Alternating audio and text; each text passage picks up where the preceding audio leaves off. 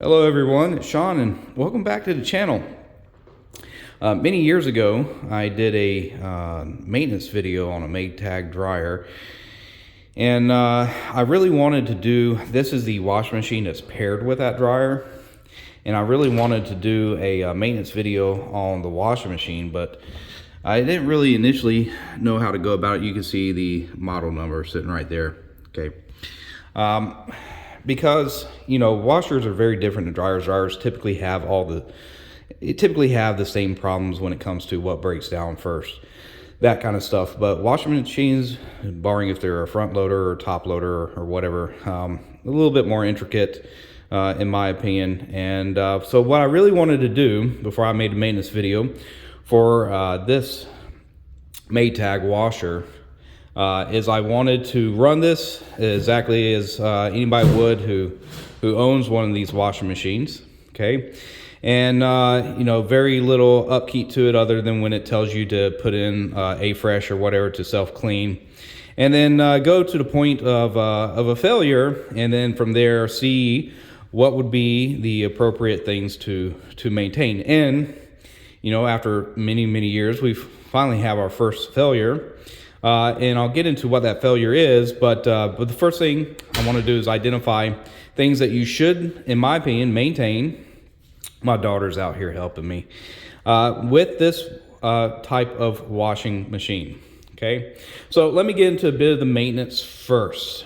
Okay, so number one, first thing that I would put into a maintenance schedule, maybe once a year or so, is lifting off the top portion of this washer. Okay, because you have your basket in here, and even though you use A-Fresh, there's a portion of this basket actually up underneath this lip here that I believe would probably need some cleaning out. Let me explain to you what needs to be removed. So using a small 1/4-inch drive on a socket set, you're going to remove 1, 2, 3, 4, 5, and then I think I removed this one. We're going to remove this plate even if we don't have to. So about six bolts here, okay, 1/4-inch drive, because we need to separate the plate from this top piece and this back wall mount, because this is all going to have to slide forward. Let me get those removed. So yeah, definitely remove that plate there. I like to keep all my bolts in order when I am working on something. So if I remove a plate and the screws that go with it, I'm going to have them mapped out on the ground, the order that they were in. So you can see bottom up, bottom, because I don't want them to get out of order from where I removed them. That's just common practice. All right, so also, you know, unplug this from an outlet, remove the hoses. I've got this moved out into the garage because it's just easier for me to do the repair I need to do here versus the room that our washing machine sits in. And good news is, if you've not taken this off before, there is a maintenance service manual in here with, you know, some things to troubleshoot and check.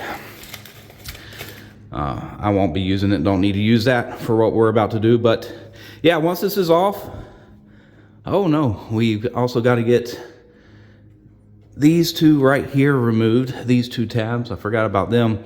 We'll get them removed, and then from there we should be able to push this top piece a tad bit forward. Hey, so I'm not gonna lie, sliding this thing forward is not as easy as it sounds. What you actually need to do is, with two hands on either side, you lift up the back and then you rock it back and forth, and it will start to scoot forward. But you gotta be careful how much you rock it back and forth and scoot it forward, because there are, underneath here, there are some teeth that if you slide this too far forward, these right here, sorry, it catches on a lip back here, so it's gotta be slid just the right amount forward in order for the teeth to not catch a lip back here, and then we can lift up. I'll get this off and then I'll show you what I'm talking about. Okay, so here it is removed. There goes the lip I'm talking about. You see this opening right here where my thumb is at. All right, so you've got these posts here that fit into this slot right here. And then there goes the other post. You see how that tooth is jutted backwards. So if you slide too far forward, it's going to catch the bottom side of, realize I'm doing this all kind of one-handed. Where my thumb is at that opening, it will catch the other side of that. But afterwards, once you get this up, I would suggest two people. I would also suggest, if you're doing this by yourself, to tape the top lid down across here so it doesn't accidentally sling open. But don't leave this unrested. Get it a second helping hands or somebody to actually clean while you got this up, okay? My wife helped me clean this one this go around. But you see these openings here? So when you pour in bleach, it goes into this side actually up here from that little drop can right there. Okay, and over time, as detergent and stuff is being distributed through the washer, it actually builds up on this top here, this top ring, okay? And then it becomes an issue where it builds up and starts to clog these openings here. All right, and then as your washing machine spins, right, on its cycle or whatever, it sloshes whatever you've poured, say bleach down the side of the actual washing machine and down to the bottom. So this top ring, after time, it does need to get cleaned, and an A-Fresh clean cycle will not take care of that, okay? And then here's the second thing that I would recommend, and the reason for ours to have a failure that needs to be maintained and checked over time, is your agitator, okay? Now I want you to listen to this.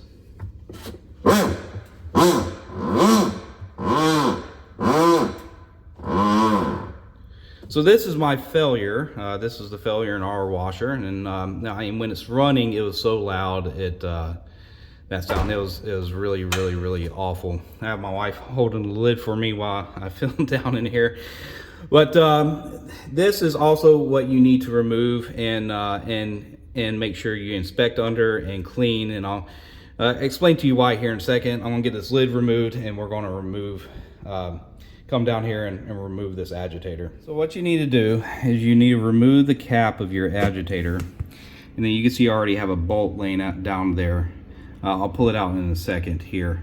But you're going to use a socket set and a whole bunch of extenders to get down in there and remove that bolt. Now, your agitator is supposed to be able to spin independently of your basket, okay? So if your basket is supposed to go one way and the agitators need to go in another way, if it gets locked up, it can destroy things such as the bearings, the shaft, motor pulleys, clutch, etc., etc. Fortunately, one of the pulleys is made out of plastic, so the first thing to give is probably the least expensive part, which is ending up what we're going to have to replace in this machine. But you know, typically when you throw a load of laundry in, you're checking pockets and stuff. Small things like nickels and quarters and dimes and things of that nature can get wedged in between the agitator and the basket, and when they get wedged in this crack, well, that prevents this from being able to spin independently. But I also learned, look, when I got this out and removed it, okay, now when it goes time to remove this, I actually had to get a pair of channel locks, and you can see that I gripped my channel locks on one side of this thing, and that was to keep it from spinning so I could brace the channel locks with my left hand while trying to remove this bolt with my right hand. And the first time you remove that bolt, yeah, it's going to be a bit of a pain, okay? You're going to have to find a way to keep this agitator from turning while you're also backing out that bolt, and it's on there very tight. It's torqued down pretty tight. So just be aware of that.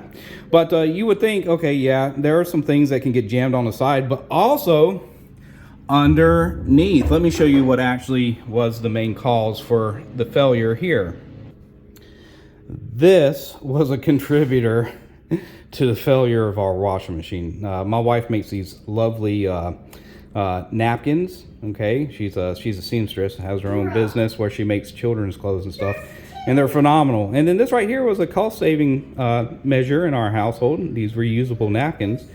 Unfortunately, the small fabric found its way up underneath the agitator and was creating friction between the teeth and the agitator, and was helping, or a part of the issue in which was causing the agitator to lock up with the basket. Now, we have occasionally missed a dime or a nickel and had to remove it from the side, but And there was a nickel in the day where it really got stuck and we heard it being very loud. But for about a week prior to that, there wasn't any money stuck within the agitator, and we started hearing a loud rattle that would occasionally happen until we lightened the load, and this was the big contributor of it.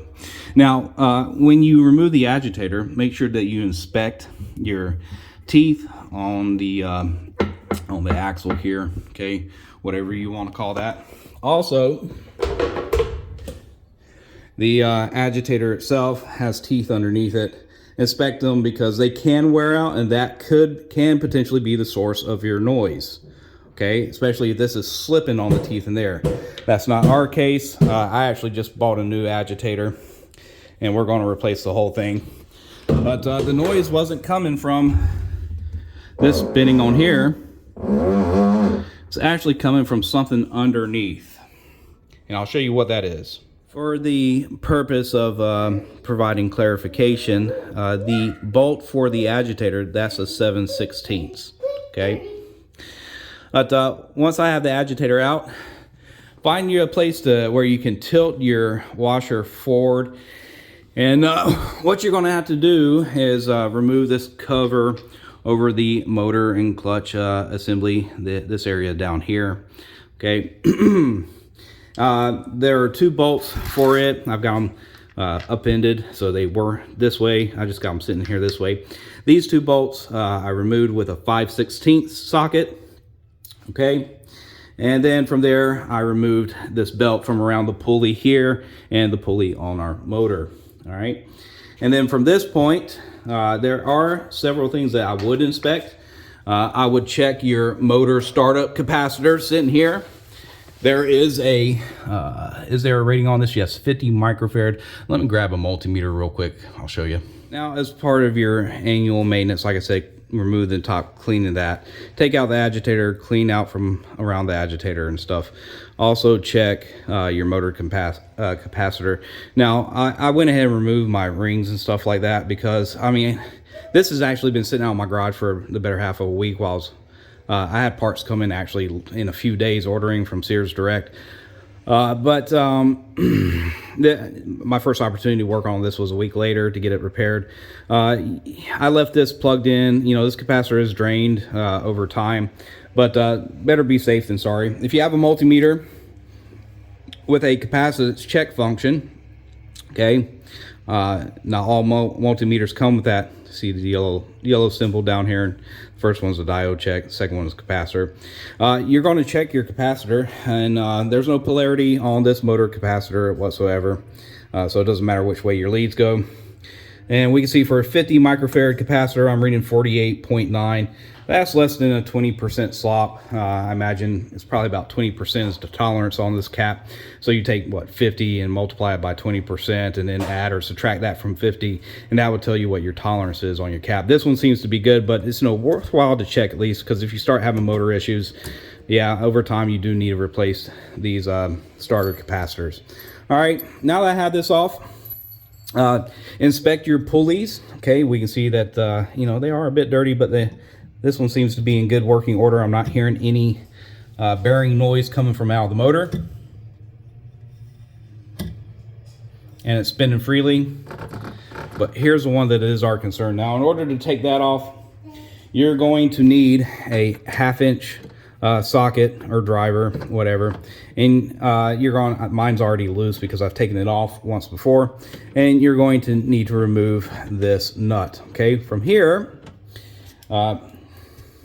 we're going to inspect this pulley, and you can probably already see where we had failure. Look at all those shredded pieces right there, these teeth. So when the agitator was not able to spin separately from the basket, these teeth bound up on this gear right here, okay, and then in turn they shredded. Now, I don't think this gear is necessarily an issue. This is a harder plastic that this seems to look okay, but these right here this is definitely what gave. And to be honest, it's great that this is what gave up versus any other component like the bearings internal to here.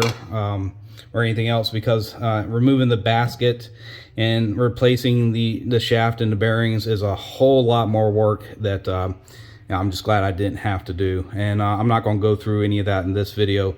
There are other videos you can watch too. This is mostly just what I would recommend looking at for maintenance annually, if at the most maybe 2 years, but inspecting to make sure that your machine stays in good working order. All right, so now that I have this off, I ordered a replacement. I can't remember, I got this one either from Sears Direct or Amazon, I can't remember. Let's see. Yeah, it's probably the part number right there. I don't remember, but either way, there is a part number stamped on this gear itself. Where is it at? Yeah, you're not going to be able to make it out really in this light, but it's stamped right up here. Maybe if I turn on a light, let's see, can I get a light on? There we go.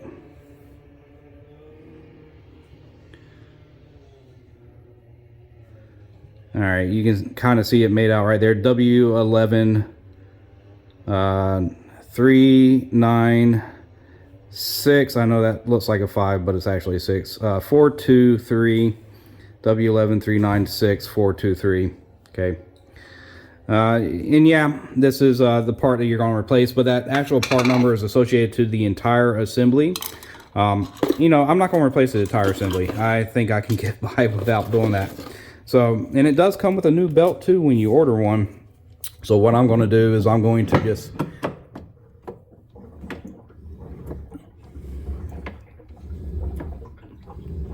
there's a little bit of water still in there, but I'm just going to grease this up. I'm going to put a tad bit of grease down into this right here, this assembly, and we're going to hook it up, and I'm going to reassemble everything back together. I actually ended up having to replace the entire thing, and I'll show you why.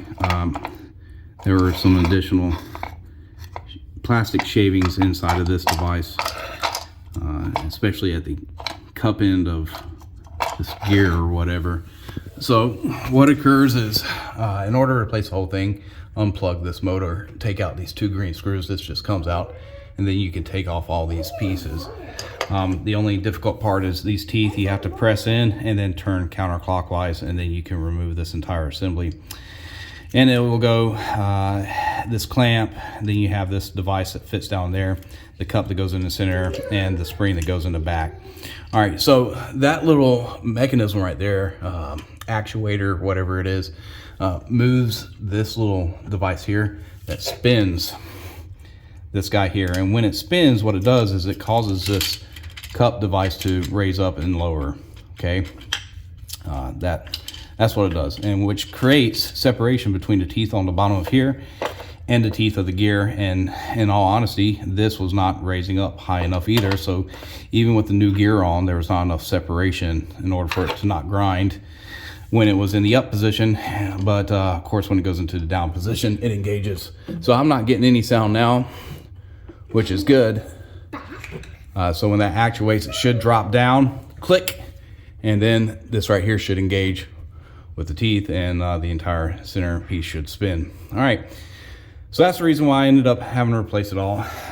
Recommend, if you need to, now just go ahead and replace it all. Why not? You got it. Then you don't have to go back in and do it all again if something else breaks. So, but yeah, I'm gonna get this buttoned up. Let me get it back inside, and we'll throw it on a spin and make sure everything works just fine. Just so you have an idea of how many extenders I needed on my 1/2-inch drive or 1/4-inch drive or whatever this is, for the 7/16 inch socket. Yeah, there you go, a long one and 1, 2, yeah, lots. Okay, get what you need to get with whatever you have to get that 7/16 socket down there on whatever drive you're using. All right, well, from this point, we've got it hooked back up, and I'm just doing an empty run, making sure the water's good, making sure we have no leaks out the back, letting it spin. We'll let it spin, and then I'm gonna let it drain, and then I'm not gonna put it through the entire wash cycle, we'll cancel it out. But, you know, this right here is spinning. I'm not hearing a lot of noise that I was hearing anymore, so that part's good, we're repaired. But I just want to make sure everything works before we put a load of laundry in there, and then we'll actually clean and load and call it good from that point. Anyways, this seems to be the end of this video, about as much as I feel like covering at this point. So let's give a brief outline. Okay, so what am we looking to inspect on this at least annually? Take the top off, clean the lip of the basket, make sure there's no debris clogging the hole, especially where you put in your bleach or whatever you pour into here. Okay, take out the agitator, or if you have not an agitator, drawing a blank, the other thing that can go into the center. Take that out, inspect under it, because small fabric items can get underneath the lip. Okay, and also just make sure that you're being diligent as far as, you know, no coins and stuff, because that will jam up the agitator or the other thing that goes in the center. And then last but not least, as far as annual maintenance, inspect the bottom, check the motor capacitor. I would also say check the belt, make sure it's not worn or frayed. And I think those 4 things could be the main things you can look at on an annual basis, and that will keep your washing machine in a good running order. If you enjoyed this video and you found it helpful as far as the small repair and the tear down instructions, let me know, leave in the comments in the comment section. If you're new to this channel, please consider subscribing. You're already here, why not? All that being said, thank you for watching, take care, and goodbye.